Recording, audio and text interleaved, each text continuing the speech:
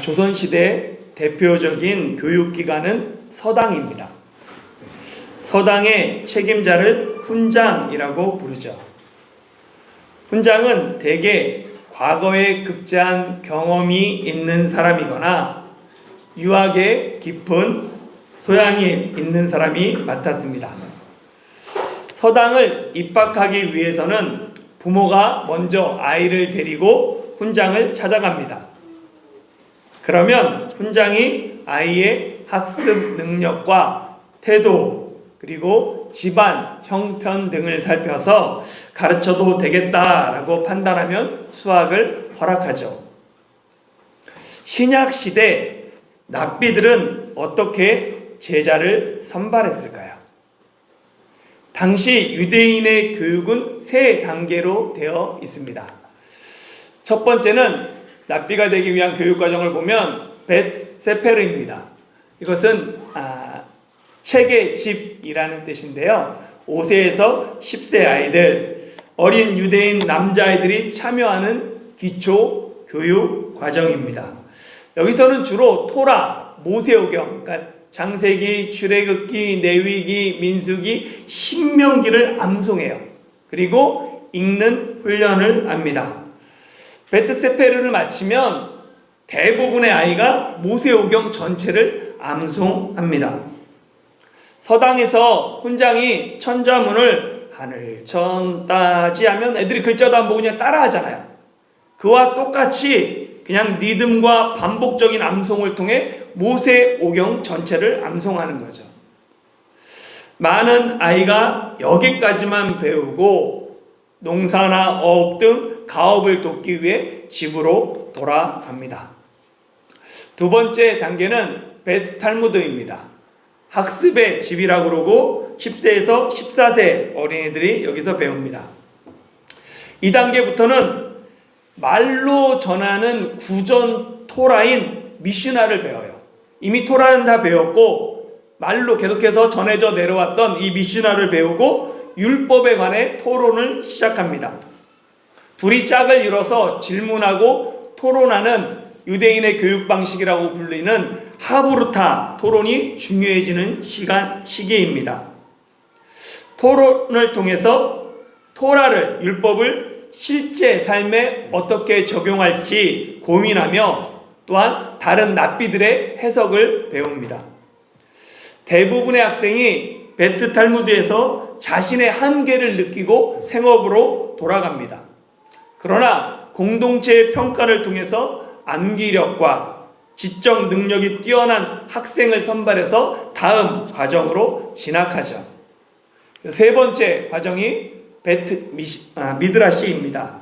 해석의 집이라는 뜻이고요. 15세부터 30세, 30세까지가 여기에 해당하는데 가장 뛰어난 학생들이 진학하는 고등교육 과정입니다. 이 미드라시에는 이 진학한 학생은 자신이 존경하는 랍비를 찾아가서 제자가 되기를 요청할 수 있어요. 그러면 랍비가 학생에게 합당한 자격이 있는지를 테스트합니다. 율법, 토라와 예언서에 대한 이해, 그리고 토론 능력, 성품까지 테스트하고 그 결과 나의 가르침을 제대로 실현할 수 있겠다, 전파할 만한 그릇이다 라고 판단되면 그를 제자로 받습니다. 예수님 시대 제자, 이 탈미드는 단순히 지식을 배우는 학생이 아니라 랍비의 삶과 랍비의 신앙을 내면화하고 재현하는 존재가 되는 것이었습니다. 바울이 가말리엘 문화에서 율법을 배운 것은 이 베트 미드라시 중에서 당대 최고의 엘리트 코스를 걸은 것입니다. 이처럼 보통 제자가 스승을 찾아가서 가르침을 청하는 것이 일반적입니다. 그런데 오늘 본문을 보면 예수님이 스승인 제자를 찾아가서 그들을 부르십니다. 16절부터 20절까지 다시 한번 읽어볼까요? 시작. 갈릴리 해변으로 지나가시다가 시몬과 그 형제 안드레가 바다에 금을 던지는 것을 보시니 그들은 어부라. 예수께서 이르시되 나를 따라오라. 내가 너희로 사람을 낚는 어부가 되게 하리라 하시니 곧 그물을 버려두고 따르니라. 조금 더 가시다가 세베대의 아들 야고보와 그 형제 요한을 보시니 그들도 배에 있어 그물을 깁는데 곧 부르시니 그 아버지 세베대를 품꾼들과 함께 배에 버려두고 예수를 따라가니라. 아멘. 예수님은 갈릴리 해변으로 지나가시다가 시몬과 그 형제 안드레가 바다에 그물을 던지는 것을 보시고 그 어부들을 제자로 부르셨습니다. 어부들은 제자가 되기에 부족한 자들입니다. 납비의 제자가 되기 위해서는 앞에서 살펴본 것처럼 베트 미드라시 그 과정을 공부해야 돼요. 그들은 이미 납비의 제자가 되는 과정에서 탈락해서 생업에 종사하는 사람들입니다. 그런데 예수님은 그들을 보시고 나를 따르라 라고 말씀하십니다. 예수님이 어부들을 제자로 부르시는 장면은 공간복음에 모두 기록되어 있어요. 예수님의 일생을 기록한 그 책을 복음서라고 말하는데 복음서는 모두 4개가 있습니다.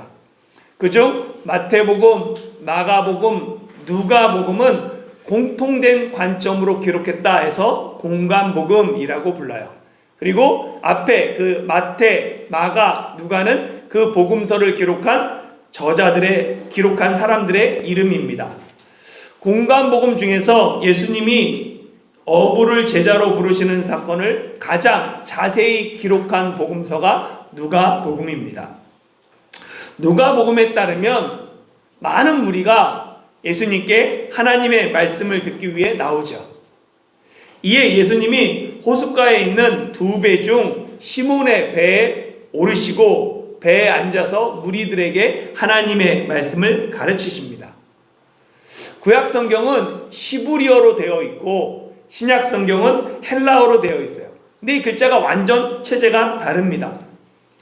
이 시몬은 시브리어 시므온의 헬라어 표기입니다. 야곱의 12아들 중 둘째 아들 이름이 시므온이죠. 이 시므온을 신약 성경에서는 시몬으로 헬라어로 표기했습니다. 혹 예수님이 이 시몬에게 붙여준 이름, 다른 이름, 별명을 아십니까? 그 별명이 반석을 뜻하는 베드로이죠. 원래 아람어로는 게바예요. 여기에 보면 요게 시브리어랑 같은 글자입니다. 알파벳, 시브리어 알파벳입니다. 아람어랑 시브리어랑 같이 써요. 그리고 이쪽 게 헬라어 알파벳이죠. 예, 케파스라고 되어 있는데 이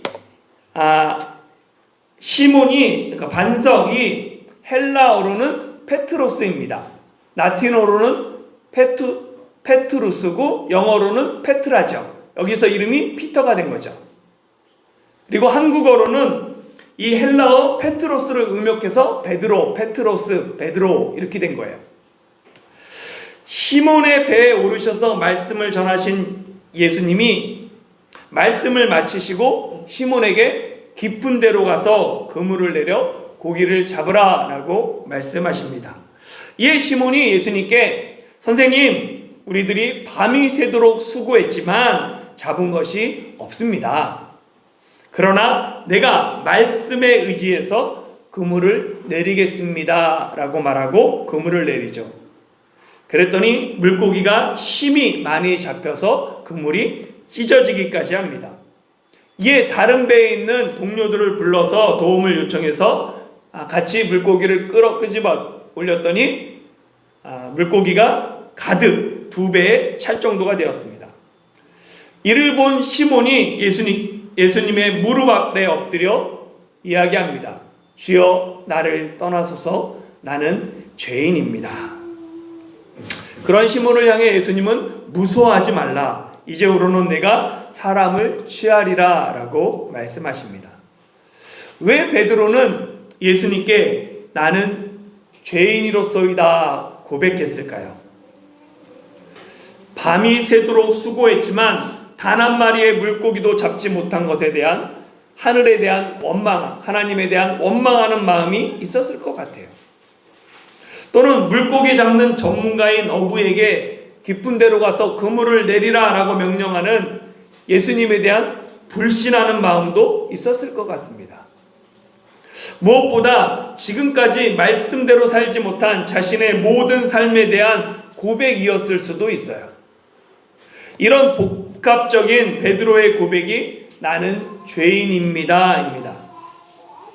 베드로의 이 고백이 단순한 후회가 아니라 진정한 회개가 되기 위해서는 어떤 일이 일어나야 합니까?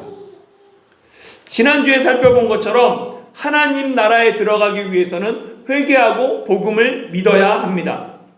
하나님의 나라에 들어가려면 복음만 믿으면 되지 왜 회개가 필요한가 의문이 들 수 있습니다.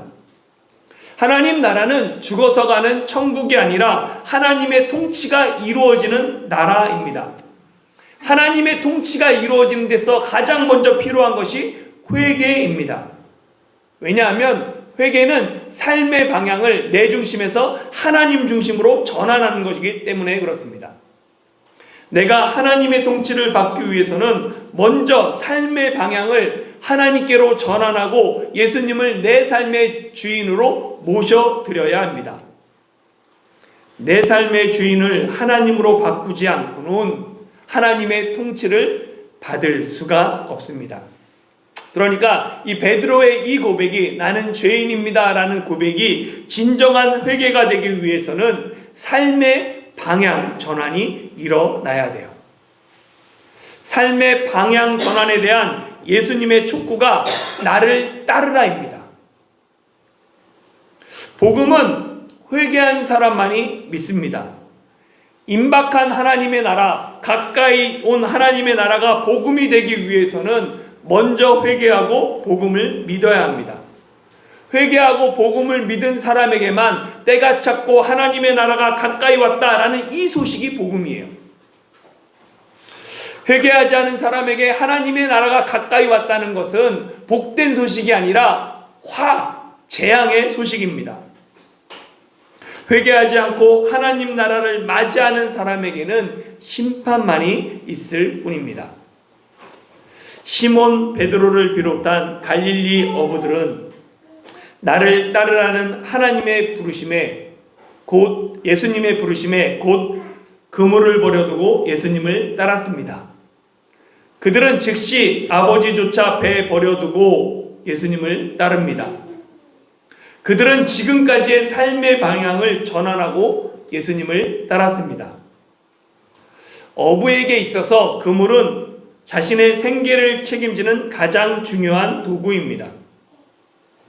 그물을 버려두고 예수님을 따랐다는 것은 지금까지 내가 가장 중요하게 생각한 먹고 사는 그 문제를 예수님께 맡겼다는 의미입니다.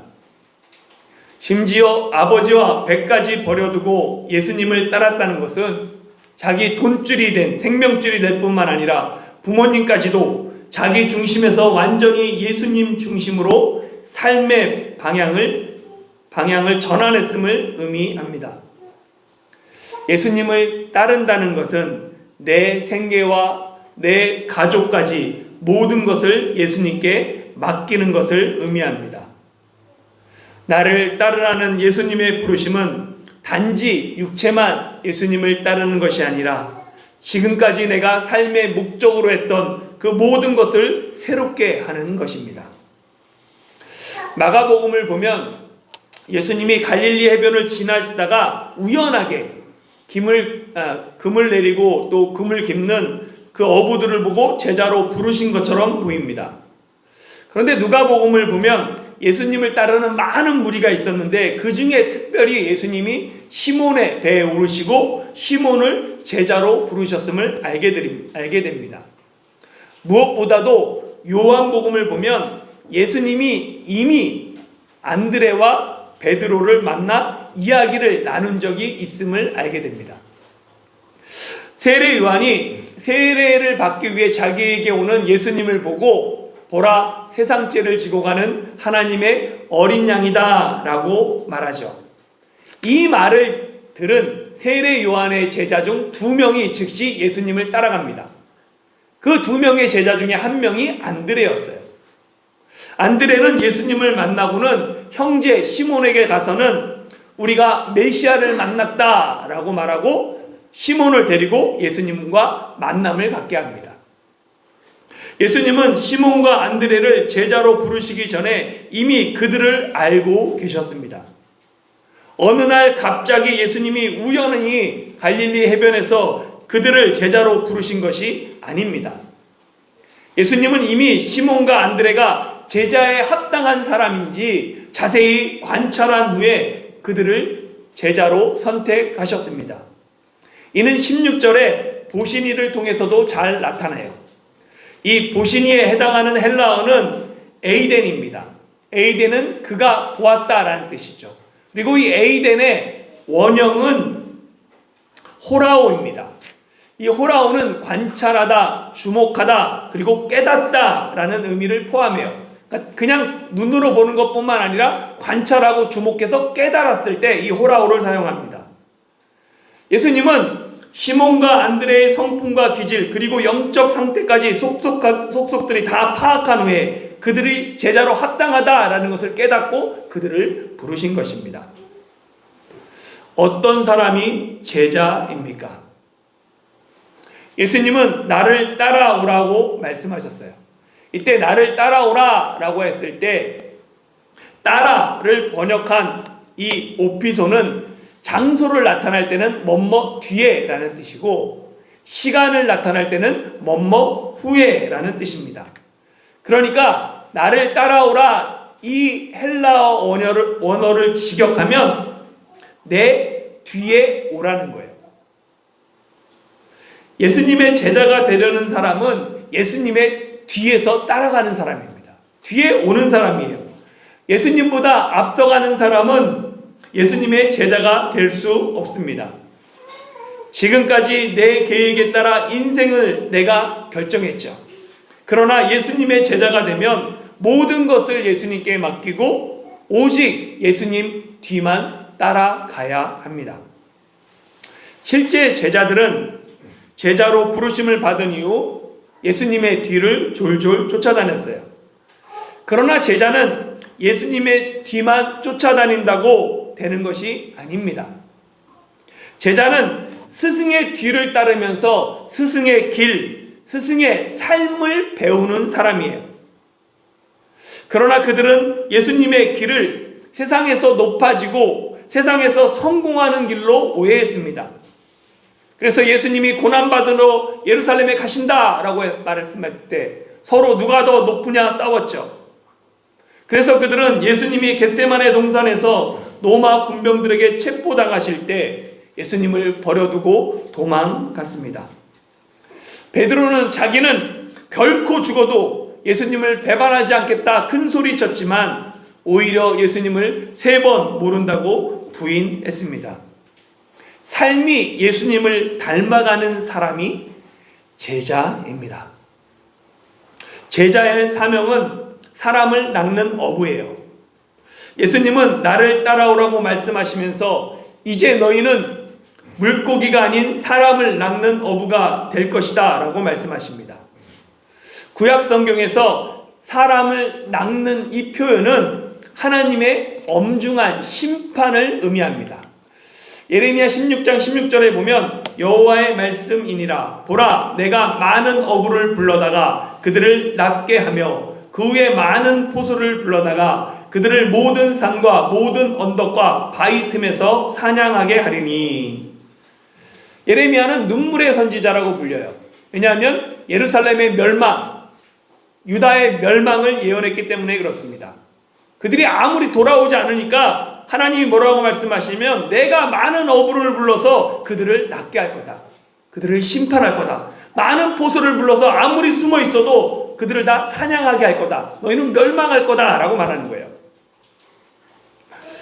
예수님이 너희로 사람을 낚는 어부가 되게 하리라 라는 이 말씀은 하나님의 심판의 날을 예비하는 자들이 되게 하실 것이라는 뜻입니다. 지금까지 어부의 가장 큰 관심은 물고기를 얼마나 잡느냐였어요. 그러나 이제부터 그들의 가장 큰 관심은 하나님 나라를 준비하는 것입니다. 전에는 세상의 성공과 세상의 가치관이 인생의 기준이었습니다. 그러나 이제는 가까이 임한 하나님의 나라, 하나님의 뜻이 인생의 새로운 기준이 됩니다. 제자가 된다는 것은 이전의 삶을 청산하고 사람을 낚는 업으로 하나님 나라를 준비하는 삶을 시작한다는 의미입니다.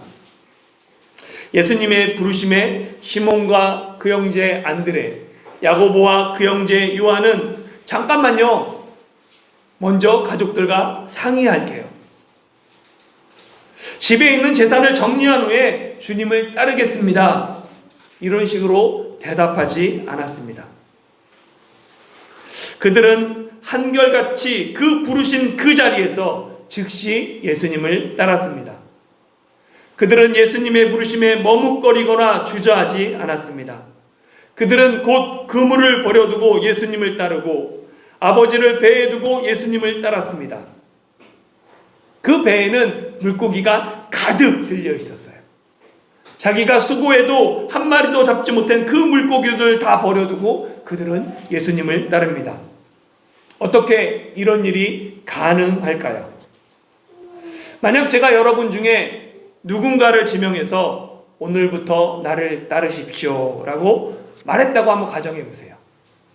제 말에 즉시 직장 그만두고 학교 그만두고 가족을 포함해서 지금까지 살았던 모든 삶을 뒤로하고 저를 따를 수 있습니까? 만약 제 말을 듣고 모든 것을 버리고 저를 따르는 사람이 있다면 빨리 정신 차려야 돼요. 온전하지 않은 정신이에요. 어떻게 그런데 그들은 모든 것을 버려두고 즉시 예수님을 따를 수 있었을까요?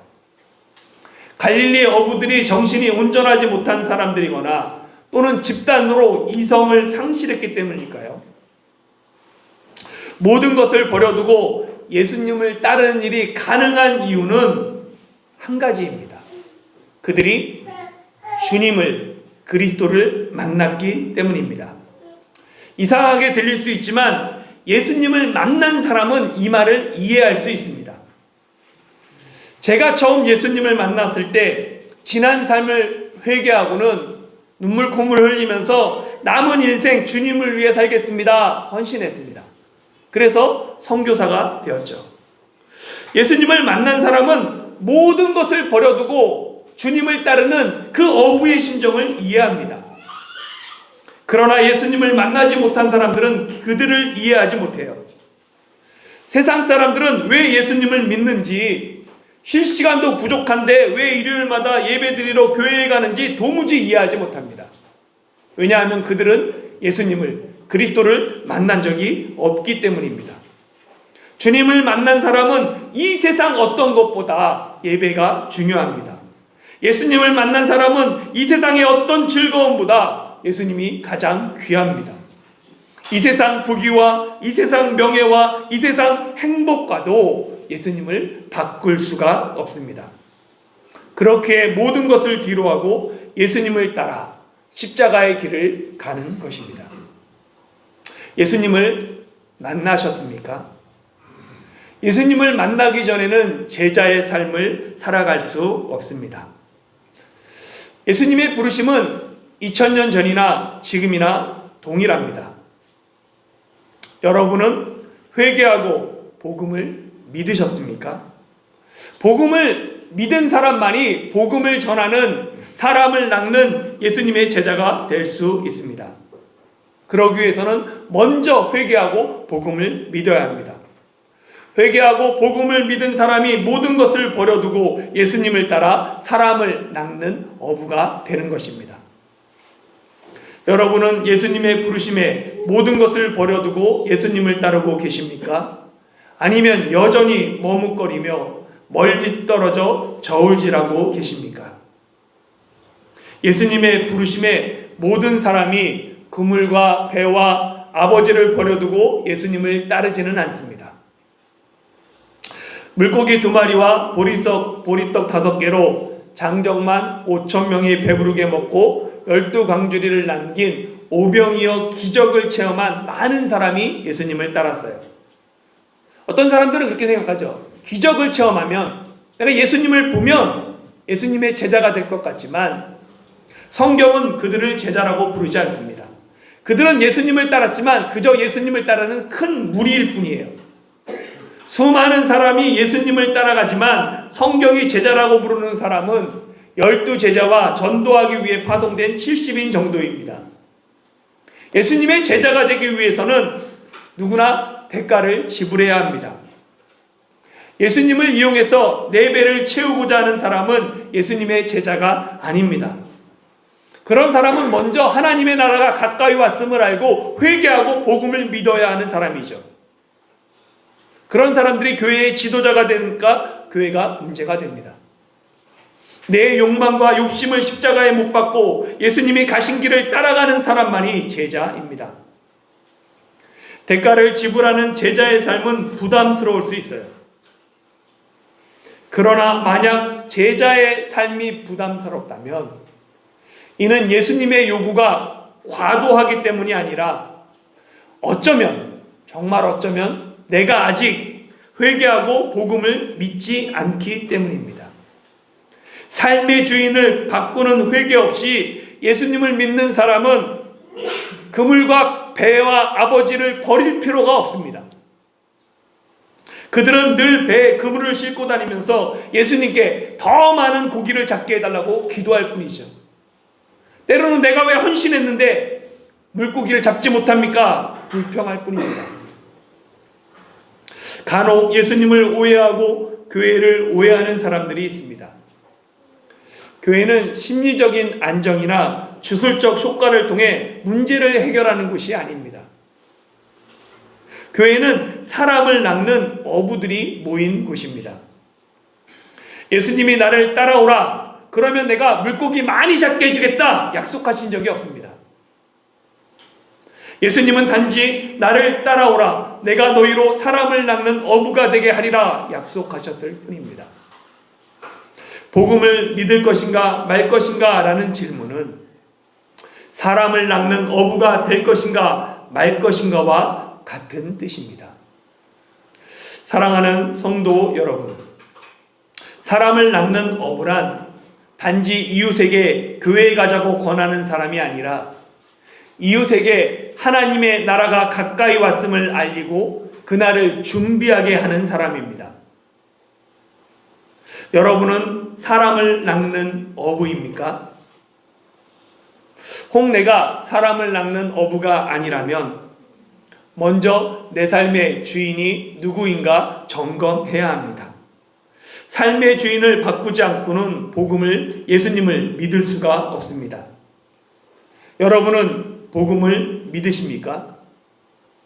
복음을 믿으면 예수님을 따릅니다. 예수님을 따르는 나만의 증거가 여러분에겐 무엇입니까?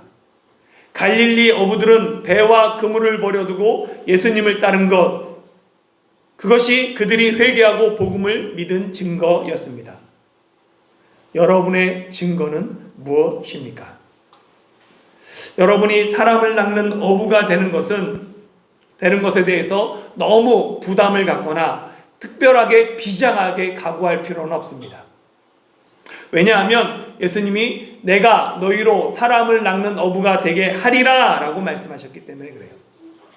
내가 뭐뭐 하리라, 너로 무엇을 이루겠다 라는 이 말씀은 하나님이 주권적으로 이루는 일방 언약을 뜻합니다. 일방 언약은 파기되지 않아요. 하나님이 하시기 때문입니다. 갈릴리의 어부들이 무슨 능력이 있기 때문에 예수님이 그들을 부르시고 그들로 사람을 낚는 어부가 되라고 명령하신 것이 아닙니다. 비록 내가 부족하고 능력이 없을지라도 하나님이 주권적으로 역사하셔서 너희로 사람을 낚는 어부가 되게 하리라 라고 약속하신 것입니다. 부족한 우리를 하나님이 하나님의 주권으로 예수님을 따르는 제자가 되게 하십니다. 나를 따라오라는 주님의 말씀에 아멘으로 순종하며 모든 것을 뒤로하고 예수님을 따르는 저와 여러분이 되기를 예수님의 이름으로 축원합니다.